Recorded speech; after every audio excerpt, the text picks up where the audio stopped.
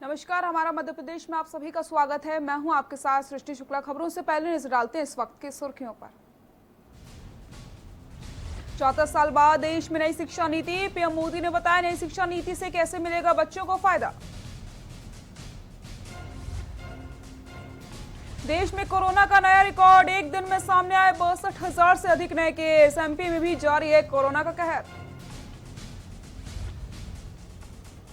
आत्मनिर्भर मध्य प्रदेश का road map बनाने के लिए आज से वेबिनार सीरीज, 15 अगस्त को होगा अनलॉक। मध्य प्रदेश के ईमानदार टैक्स पेयर्स होंगे सम्मानित। सीएम शिवराज फिर शुरू करेंगे भामाशाह योजना। उपचुनाव को लेकर एमपी कांग्रेस ने कसी कमर। कांग्रेस ने बीजेपी का जवाब देने के लिए किया जवाबी प्लान तैयार। और मुरैना में कई दिनों तक लावारिस पड़ा रहा दिव्यांग का शव। जिला अस्पताल में संवेदनहीन व्यवहार, कई दिन पुराने दिव्यांग के शव में पड़ रहे हैं कीड़े।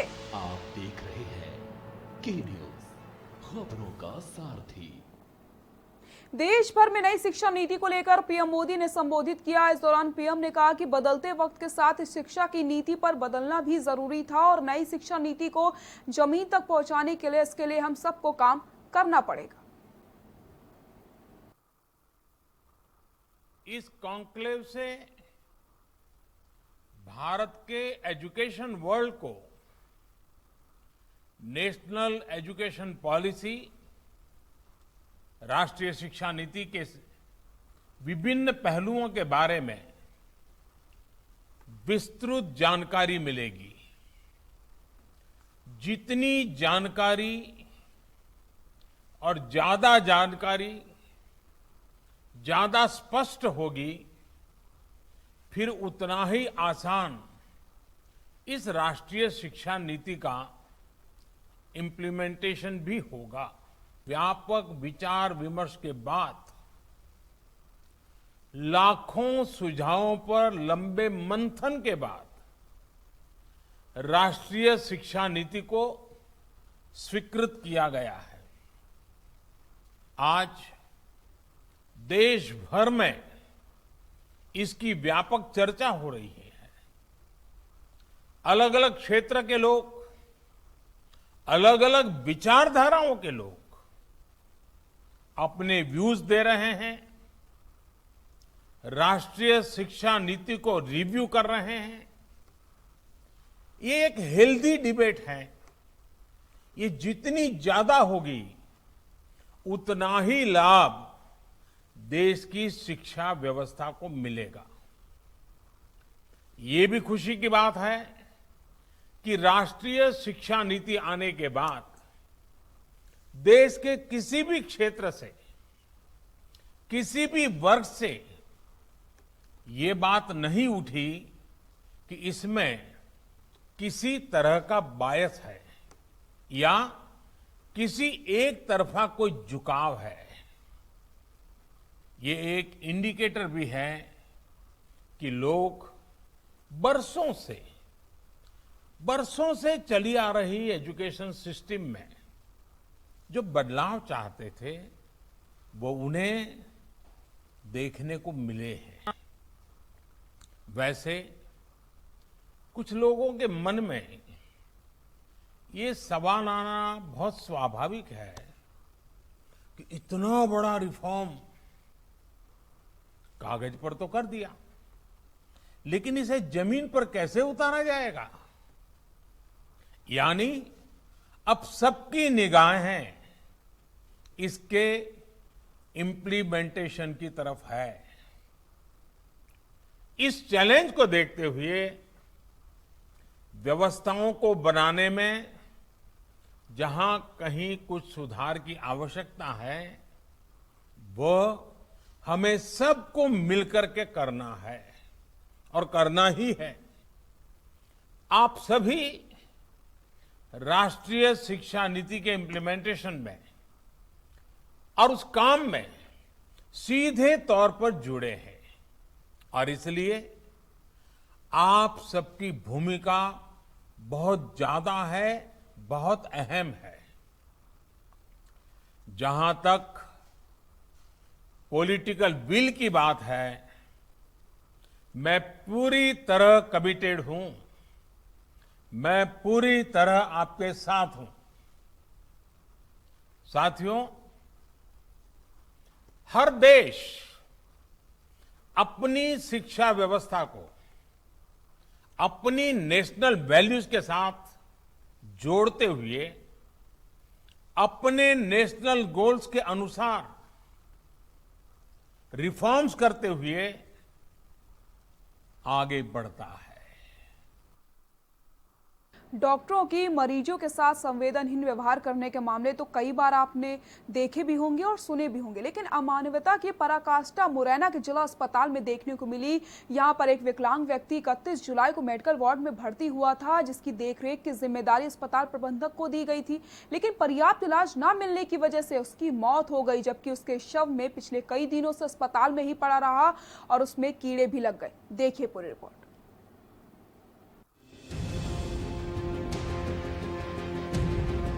डॉक्टरों की मरीजों के साथ संवेदनहीन व्यवहार करने के मामले तो कई बार सामने आते हैं, लेकिन अमानवीयता की पराकाष्ठा मुरैना जिला अस्पताल में देखने को मिली। यहाँ एक विकलांग व्यक्ति 31 जुलाई को मेडिकल वार्ड में भर्ती हुआ था, जिसकी देखरेख की जिम्मेदारी अस्पताल प्रबंधन को दी गई थी, लेकिन पर्याप्त इलाज न मिलने की वजह से उसकी मौत हो गई, जबकि उसका शव पिछले कई दिनों से अस्पताल में ही पड़ा रहा, जिसमें कीड़े तक लग गए। मृतक को जिला अस्पताल के डॉक्टर नागेंद्र ऋषि ईश्वर ने मेडिकल वार्ड में एडमिट किया, लेकिन मरीज को भर्ती करने के बाद ना तो डॉक्टर उन्हें देखने आए और ना ही ड्यूटी पर तैनात नर्सिंग स्टाफ ने उनका ख्याल रखा। आज जब मीडिया को ये सूचना मिली कि मेडिकल वार्ड में एक व्यक्ति मृत अवस्था में पड़ा है, जिसके शरीर में कीड़े पड़ रहे हैं, जब मीडिया ने इस मामले में अस्पताल प्रबंधन से जानकारी चाही तो वह इस संबंध में मरीज की कोई पहचान और उसकी मौत कब हुई इसकी कोई जानकारी नहीं दे पाया। चिंता की बात तो ये है कि अस्पताल प्रबंधन की इतनी बड़ी लापरवाही के बावजूद भी अधिकारियों ने मौन धारण कर लिया है, जबकि civil surgeon doctor Ashok Gupta इस बात को भी नकारते नजर आए कि शव में कीड़े पड़ने लगे। लापरवाही के संबंध में अधिकारी किसी को भी जिम्मेदार नहीं मान रहे, जबकि युवक की मौत कितने दिन पहले हुई इसकी कोई जानकारी नहीं दे पा रहे। लेकिन मुरैना जिला अस्पताल की लापरवाही का ये मामला अस्पताल प्रबंधन पर कई सवाल जरूर खड़े कर रहा है। मुरैना से के न्यूज के लिए शुभम कुलश्रेष्ठ की रिपोर्ट। देशभक्ति जनसेवा की बात करने वाली पुलिस के अधिकारी कई बार पैसों के लालच में ये भी भूल जाते हैं कि उन्हें वर्दी जनता की सेवा के लिए मिली है, न कि रिश्वत लेने के लिए। एक बार फिर से पुलिस द्वारा रिश्वत मांगने का मामला सामने आया और रिश्वत मांगने का एक ऑडियो भी वायरल हो रहा है। इससे पुलिस कर्मियों के ऑडियो वायरल हुए हैं। डबरा और भीतरवार अनुविभाग में ऑडियो वायरलों का सिलसिला अभी भी थमने का नाम नहीं ले रहा। यहाँ तो इनको अपनी नौकरी की चिंता नहीं है या फिर वरिष्ठ अधिकारियों का खौफ नहीं है, चंद पैसों के लिए अपना ईमान तक बेच देते हैं।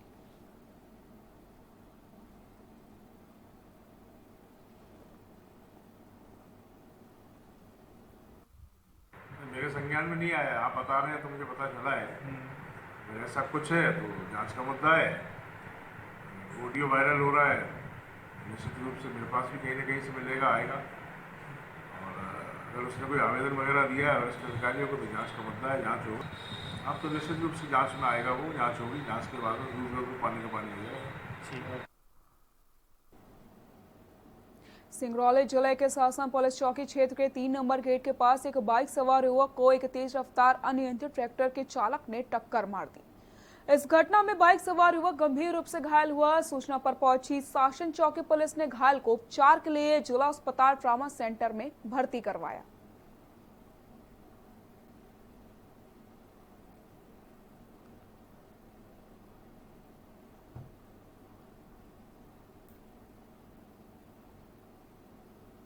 कोरोना महामारी से बढ़ते मरीजों को लेकर कलेक्टर रविंद्र कुमार चौधरी और पुलिस अधीक्षक पंकज कुमावत ने खुद सड़क पर उतरकर कोरोना महामारी से बचाव के टिप्स दिए। आपको बता दें, सीधी शहर भर में लगातार एक के बाद एक कोरोना के पॉजिटिव मरीज मिल रहे हैं। खुद जिला कलेक्टर पुलिस अधीक्षक कोरोना महामारी को लेकर शहर की सड़कों पर चलकर लोगों को कोरोना से बचाव को लेकर जागरूक करते हैं, बल्कि बगैर मास्क लगाए आने वाले लोगों को मास्क वितरित करके लोगों को टिप्स भी देते हैं। कलेक्टर पुलिस अधीक्षक को सड़क पर पैदल चलते देख व्यापारी सहित प्रशासनिक अमले में हड़कंप मचा है।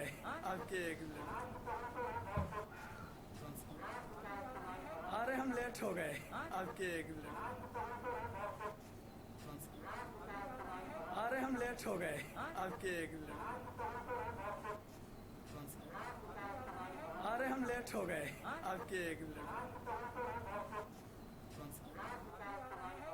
प्रशासन के सभी अधिकारियों के साथ में, कलेक्टर साहब के साथ में, पूरा पुलिस प्रशासन, हम सभी लोगों ने भ्रमण किया और क्षेत्र के अंदर, पूरे नगरपालिका क्षेत्र के अंदर कोरोना जो बढ़ती हुई महामारी है उसको देखते हुए मास्क का अधिक से अधिक उपयोग हो, इससे जागरूकता बढ़ाने के लिए जो शासन के निर्देश हैं उसके अनुसार में कार्रवाई की गई है। और हम सभी के द्वारा पैदल चल के और लोगों से अपील की गई है, मास्क वितरित किए गए हैं और बच्चों में और महिलाओं में और बुजुर्गों को विशेषकर इसमें ज़्यादा सतर्क रहने की आवश्यकता है। हम बात कर रहे हैं उमरिया जिले के पाली एवं नौरोजाबाद वन परिक्षेत्र के जंगलों की, जहां पर इन दिनों राष्ट्रीय राजमार्ग 43 मार्ग पर सड़क निर्माण कर रही TBCL लिमिटेड कंपनी के द्वारा राष्ट्रीय राजमार्ग का सड़क निर्माण किया जा रहा है, जिसमें लगने वाला मटेरियल मोरम और मिट्टी राजमार्ग से लगे जंगल से अवैध खनन करके सड़क बनाई जा रही है। वन विभाग भी इस निर्माण कार्य में काफी सहयोग करके सड़क निर्माण कर रही है। वैसे जंगल विभाग के संभागीय अधिकारी का कहना है कि नियमानुसार जंगल में ना तो किसी प्रकार की लीज दी गई जा सकती है और ना ही कोई मशीन से उत्खनन कराया जा सकता है। जंगल की संपदा को किसी भी हालत में विक्रय नहीं किया जा सकता।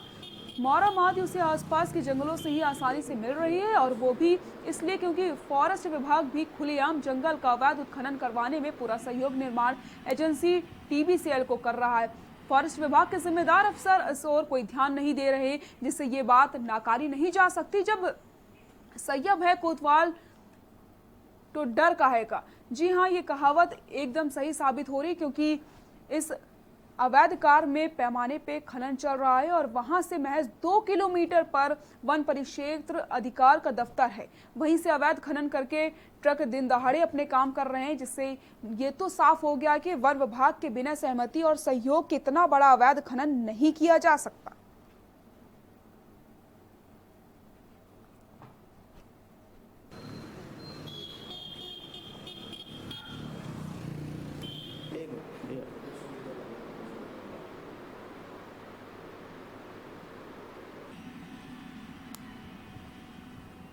वन क्षेत्र में किसी प्रकार की कोई भी उत्खनन मशीन से किया जाना संभव नहीं है जब तक कि विभागीय किसी काम में उसको अलाउ न किया गया हो। ये वन संपदा को किसी भी अधिकारी कर्मचारी को विक्रय करने का कोई अधिकार नहीं है। प्रकरण की मैं जांच कर रहा हूं।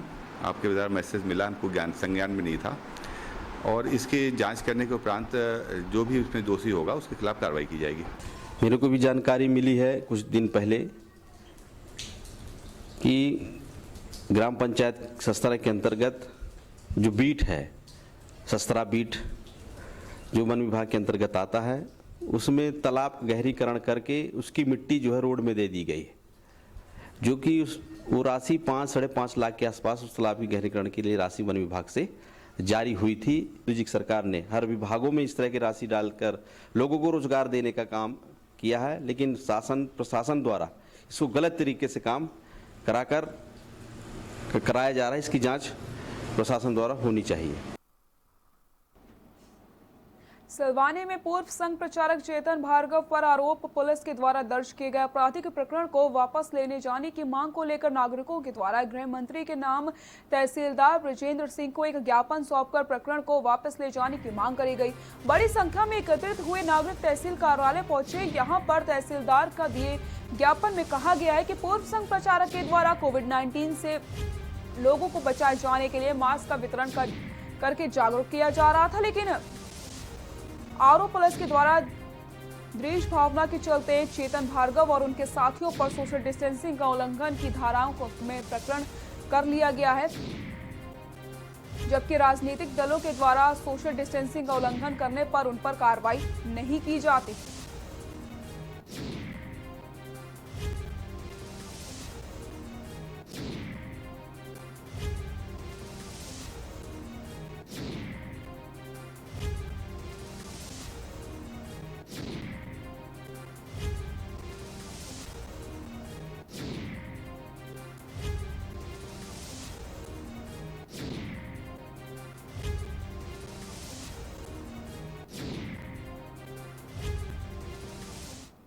संघ के पूर्व प्रचारक आदरणीय श्री चेतन जी भार्गव, जो कि गुना का जो आरोन है वहाँ पर मास्क और सैनिटाइजर का वितरण कर रहे थे। एक बहुत अच्छे समाज सेवक और एक हमारे संघ के पूर्व प्रचारक हैं, लेकिन षड्यंत्र पूर्वक एवं राजनीतिक द्वेष भावना से कुछ लोगों ने उन पर FIR दर्ज करी है। हम सब लोग लाखों लोग उनका दिल से सम्मान करते हैं, इसलिए हम सभी प्रशासन से मांग करते हैं कि जल्द से जल्द इस FIR को वापस लिया जाए, नहीं तो हम सब लोगों को आंदोलन करने के लिए मजबूर करना पड़ेगा। ऐसे यहाँ रुकते हैं एक छोटे से ब्रेक के लिए, जल्द हाजिर होते हैं।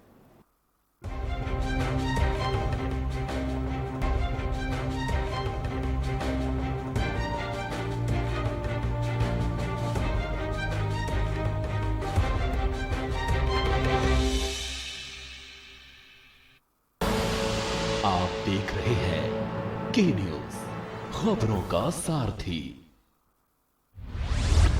केबल ऑपरेटर्स जो पहुंचाते हैं आप तक हमारी हर बात, सजगता और समझदारी जिनकी है पहचान, जो है कोरोना योद्धा, जो है जिम्मेदार। इन कोरोना योद्धाओं को के न्यूज का सलाम। आप हैं तो हम हैं, आपके बिना हम कुछ नहीं। देश भर के केबल ऑपरेटर्स कोरोना योद्धाओं का के न्यूज की तरफ से हार्दिक अभिनंदन। खुदी को आजमाया है तो ये अंदाज आया है, खुदी को आजमाया है तो ये अंदाज आया है। तुम में भी मैं हूं, शुद्ध प्लस पान मसाला। कोरोना संकट काल में के न्यूज इंडिया की देशवासियों से अपील है कि हम जाति धर्म को भूलकर कोरोना को हराने में एक साथ खड़े हों, जरूरतमंदों की मदद करें। कोरोना के खिलाफ जंग में हम अपना योगदान दें। हम सब मिलकर लड़ेंगे और मिलकर जीतेंगे। आप देख रहे हैं के न्यूज, खबरों का सारथी।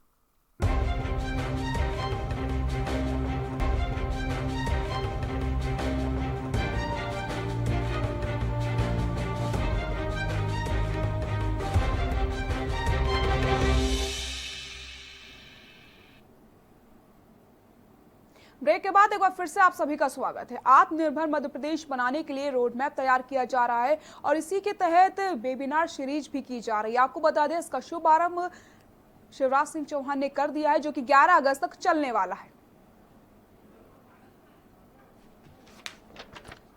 आत्मनिर्भर मध्य प्रदेश का रोड मैप तैयार करने के लिए आज से वेबिनार सीरीज की कड़ी शुरू हो चुकी है, जो कि 11 अगस्त तक चलने वाली। वेबिनार का शुभारंभ मुख्यमंत्री शिवराज सिंह चौहान ने किया है। इस वेबिनार में मध्य प्रदेश शासन के मंत्री, नीति आयोग के विशेषज्ञ, शिक्षाविद, विषय विशेषज्ञ और संबंधित विभागीय अधिकारी भी शामिल हुए। आपको बता दें 7 अगस्त के बाद अलग अलग विषयों पर चर्चा के लिए 8, 10 और 11 अगस्त को भी वेबिनार आयोजित किए जाएंगे।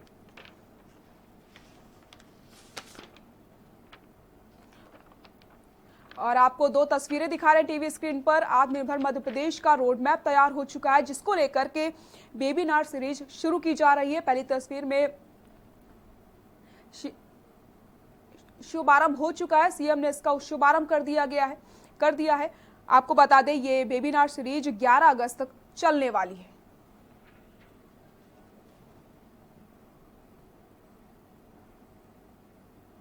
खबर सलवानी से है, जहां 2 दुकानों में दिन दहाड़े चोरी हो जाती है, जिसके बाद पुलिस ने मामले के अपराधियों को गिरफ्तार कर लिया है और उनके पास से 5 बाइक 80,000 रुपए जब्त कर लिए हैं।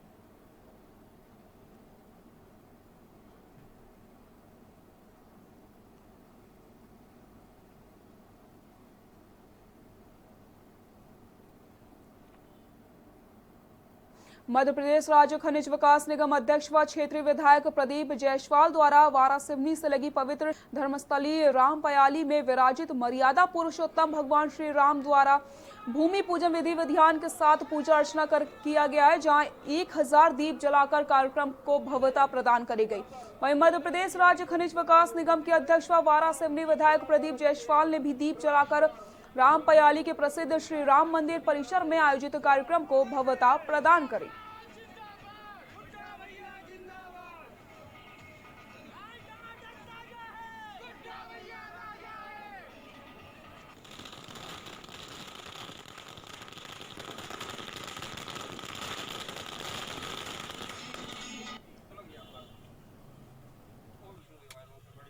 लेके रास्ता सुनिश्चित हो गया है।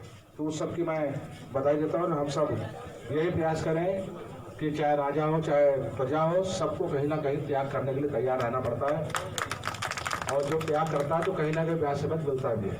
तो इसके ये हमारे जीवन का एक महत्वपूर्ण अंग मान के चले आप।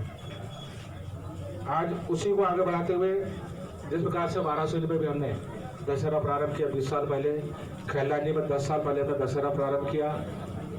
बात हमारी विचारधारा वही है, वही आस्था हमारी वही है, विचारधारा वही है और उसको लेकर आज प्रभु श्री राम का जो मंदिर है उसका जो पहुंच मार्ग है उसको भी हम सुसज्जित करने का प्रयास किया है, सजाने का काम प्रयास किया है। जहां पूरे देश में अयोध्या में राम जन्मभूमि की भूमि पूजन करके पूरे देश में राम नाम की गूंज सुनाई दे रही, वहीं दूसरी ओर गांव में क्या बूढ़े क्या जवान क्या बच्चे सभी के मन में सिर्फ राम नाम की धुन सुनाई पड़ रही, मानो सदियों की आकांक्षा और इच्छा की फलीभूत हो चुका हो। घर घर में दिवाली, मंदिरों में दिवाली, राम भक्तों के मन में भी दिवाली है। पूरे ग्यारसपुर क्षेत्र में 4 अगस्त से ही घर घर में दीपक जलाए जा रहे हैं।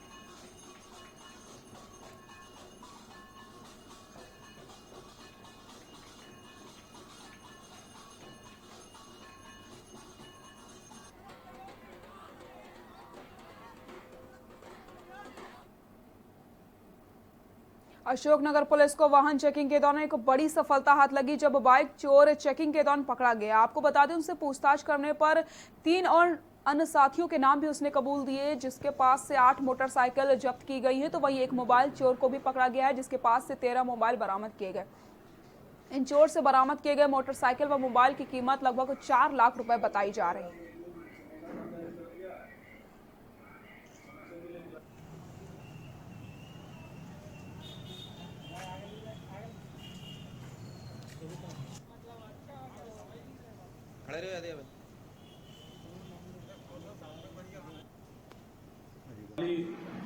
पुलिस से अच्छी सफलता मिली है।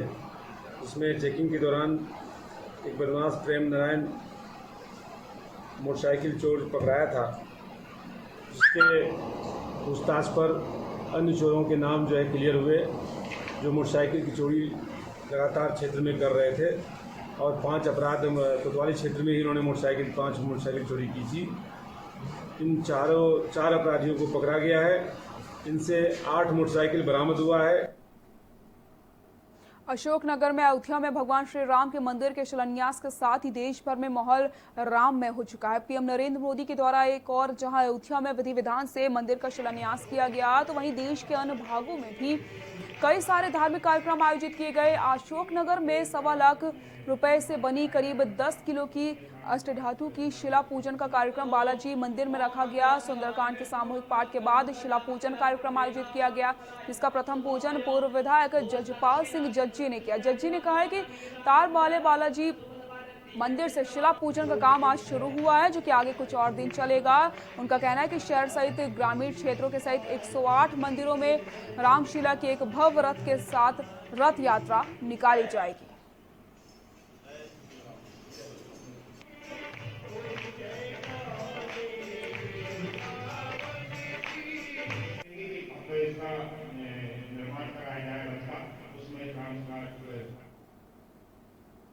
बुलेटिन फिलहाल के लिए इतना ही। देखते रहिए के न्यूज़ इंडिया। नमस्कार।